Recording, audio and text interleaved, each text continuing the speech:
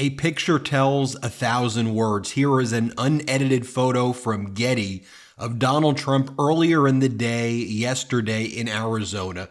Take a look at him. Now, here is an unedited photo that the New York Times took of Vice President Kamala Harris during her historic Democratic National Convention address. You see her great niece, Amara, right there watching as her auntie accepts the Democratic nomination for the presidency of the United States of America. Take a look at those posts. And as I said, a picture tells 1,000 words. Donald Trump's stock, Trump media, was in a free fall. Donald Trump's polls are in a free fall. And as Donald Trump was watching Vice President Kamala Harris's incredible speech, he started live posting like a complete maniac. Post, like 100 posts he made while she gave that incredible speech. And weird posts like, where's Hunter? Walz was an assistant coach, not a head coach. Too many thank yous. Too rapidly. Said, what's going on with her? Talking about me, ? And just post.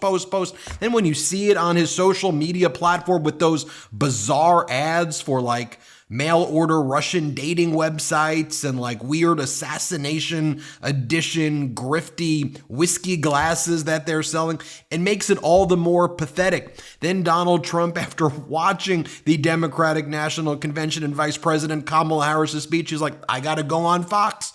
So he goes on Fox, and the Fox host, Brett Baer, says, hey, you know, you're losing this race right now. Your supporters are going to Vice President Kamala Harris. What's your response? And Trump's like, that's not true. That's not true. Here, watch this. Let me ask you this, sir. There has been a huge appeal and momentum for women voters. She's trying to pull the youth vote, the Hispanic vote, the black vote back in her direction. Polls show that she's having some success in that at this point. So what are you going to do? What's your strategy to rebuild the momentum that you had with those voters? No, she's not having success. I'm having success.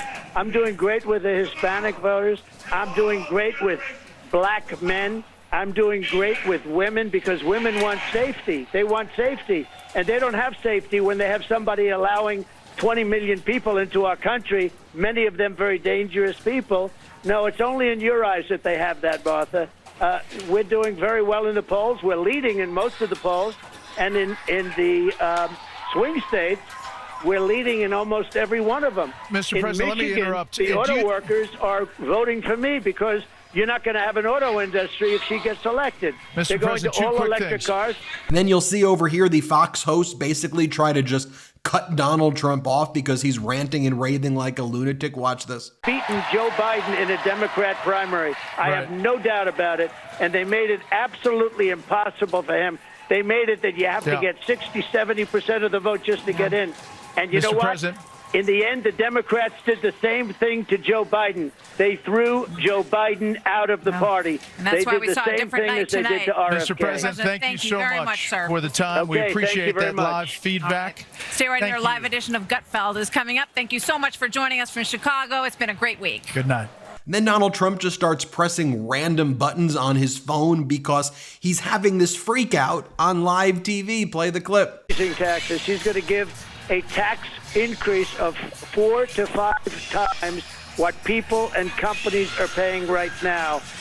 So then Fox wants nothing to do with him. They basically cut him off and kick him off the air. So then he goes to Newsmax, an even further right-wing echo chamber media, and then he starts freaking out on Newsmax as well. He talks about women's reproductive rights. Play the clip. But everybody wanted that issue brought back to the states, the legal scholars, Democrats, Republicans, everybody.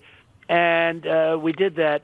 And, you know, it's really become a almost, I think, look, I'm not going to say it's an issue that leans toward us, but people are happy. Every legal scholar wanted it brought back. They didn't want it in the federal government. And I was able to get it out, get it brought back to the states, and now the states are all voting on it, and it's where it should be. And I think you two agree with that. It's exactly where it should be. And this has gone on for 52 years. and now our country can be brought back and brought together. Then he repeats that same weird line that he was talking to Elon Musk about, how he wants to, like, maybe move to Venezuela or something like that. Here, play this clip. You look at Venezuela, they've gone into Caracas, which was a very unsafe city, and now it's safe. In fact, someday the three of us will have to go there. No, let's bring your husband with us also, right? And we'll bring some of the other people that are with you, because I like the people that are with you.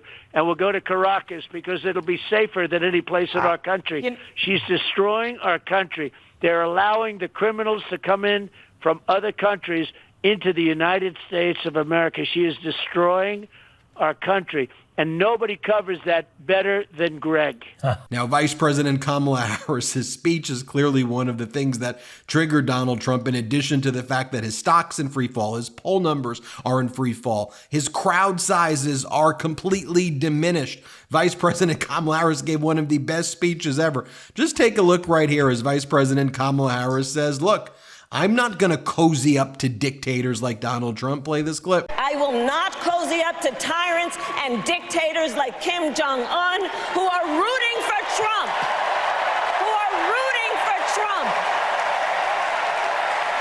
Because, you know, they know he is easy to manipulate with flattery and favors. They know Trump won't hold autocrats accountable because he wants to be an autocrat himself. And as president, I will never waver in defense of America's security and ideals, because in the enduring struggle between democracy and tyranny, I know where I stand and I know where the United States belongs.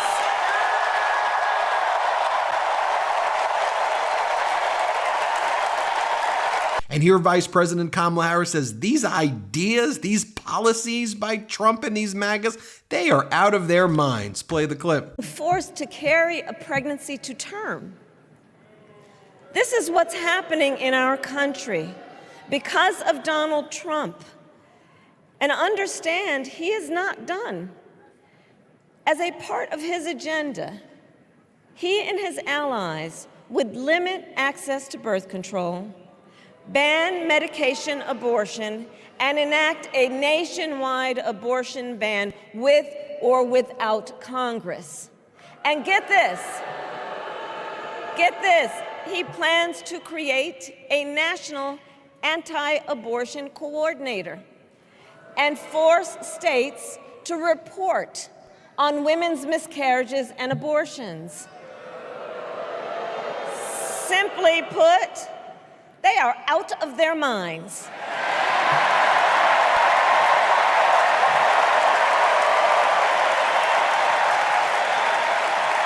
And one must ask, why exactly is it that they don't trust women?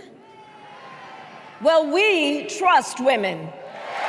Then Vice President Kamala Harris is, unapologetic in saying, look, I support a bipartisan border deal. Donald Trump said, kill the bill. We would have had a bipartisan border deal, but for Donald Trump wanting to cause chaos at the border because he thinks that's a winning issue for him. Play the clip. After decades in law enforcement, I know the importance of safety and security, especially at our border. Last year, Joe and I brought together Democrats and conservative Republicans to write the strongest border bill in decades. The Border Patrol endorsed it. But Donald Trump believes a border deal would hurt his campaign. So he ordered his allies in Congress to kill the deal. Well, I refuse to play politics with our security, and here is my pledge to you. As president, I will bring back the bipartisan border security bill that he killed, and I will sign it into law. And by the way, just in case you don't believe that and you want that to be fact-checked, here's Donald Trump bragging about killing the bipartisan border deal. Play the clip. Let's not forget that this week we also had another massive victory that every conservative should celebrate. We crushed crooked Joe Biden's disastrous open borders bill. crushed it.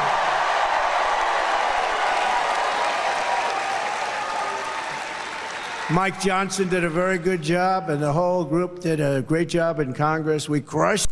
And here Vice President Kamala Harris talks about how she'll be a president for all Americans. Watch this. And let me say, I know there are people of various political views watching tonight, and I want you to know, I promise to be a president for all Americans.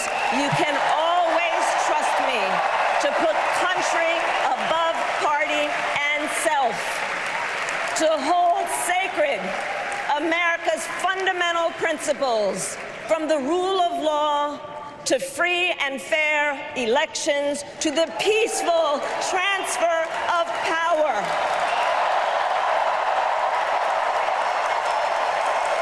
Okay, now take Vice President Kamala Harris' speech, compare it to what Donald Trump was doing when he was in Arizona yesterday. So she's giving that speech. He's in Arizona. And so he's giving an interview with News Nation. And then just watch this. He's like, we're in danger. We have to go. We're in danger right now. Here, play this clip. In this area, obviously an assassin tried to kill you. Yeah, the sheriff's Can I tell you something? Sure. We're in danger standing here talking, so let's not talk any longer. No, I know about it, but they don't want me standing here. They don't want you standing here either. Have a good time. Thank you very much. That's pretty odd. And then Donald Trump here says that basically bashes Minnesota and says he would have won Minnesota, the race in Minnesota, but there's hanky-panky going on. So just think about it. You have Vice President Kamala Harris's pitch-perfect speech and Donald Trump talking about hanky-panky. Play the clip. His numbers are horrible. People are fleeing his state. I love his state. We should have won his state twice, but a lot of hanky-panky goes on there. Hasn't been won since 1972. Richard Nixon was the last one to win it. But every time I go in there, we have massive crowds and everything's good, but nobody seems to be able to win it. So I know why we didn't win it. People don't like to talk about it. Then Donald Trump, more fear tactics, saying there's not going to be a media if you vote Vice President Kamala Harris. Play this clip. You people don't want to talk about the border. You don't want to talk about the bad things that are going on in our country. We're going to end up not having a country. You're not going to have any media. We don't have media. They don't have media. They do their own media. They don't need media. And by the way, while Donald Trump was doing that, his running mate, J.D. Vance, could not figure out how to order a donut. Play this clip. The zoo has come to town. Thank you for letting us come in here. Yes, sir. Yeah. I'm sorry, man. Okay, yeah. She doesn't want to be on film, guys, so just cut her out of anything. Appreciate that, man. I'm JD Vance. I'm running for Vice President. Good to see you. Okay. How long are you working? I've been here since the beginning of July. Okay. For this year. Okay, good. How about you, sir? Almost 2 years. Okay, good. Just everything, yeah. I mean, a lot of glazed here, some sprinkle stuff, some of these cinnamon rolls, just whatever makes sense. How long has this place been around? About 4 years. About 4 years? Okay. How long have you been here? A little over 6 months. Okay, good. And then the campaign thought it would be a good idea to take this photo of J.D. Vance holding a case of donuts right there. I mean, pretty strange stuff. And then Donald Trump sent email after email to his supporters. I subscribe to that list so y'all don't have to. And here's the email. He goes, worst speech ever. Ben, farewell to America if there's President Kamala. The great Kamala crash will destroy jobs and the cash you've worked so hard for. Take a look at her dangerously liberal agenda for America. 1, Kamala will set murderers free. 2, Kamala will abolish the border. 3, Kamala will bring back the Green New Deal. 4, Kamala will continue Bidenomics and skyrocketing inflation. 5, Kamala will destroy America. There were food lines when you were in office. People couldn't get toilet paper when you were in office. The stock market is up 50% right now from when you were in office.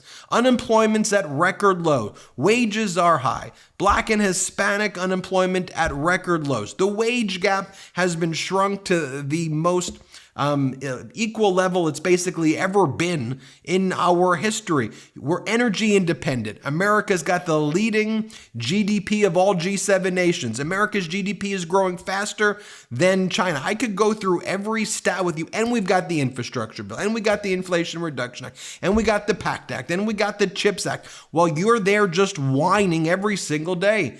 And Americans are sick and tired and just done with this whining and the ranting and raving of this maniac and his behavior.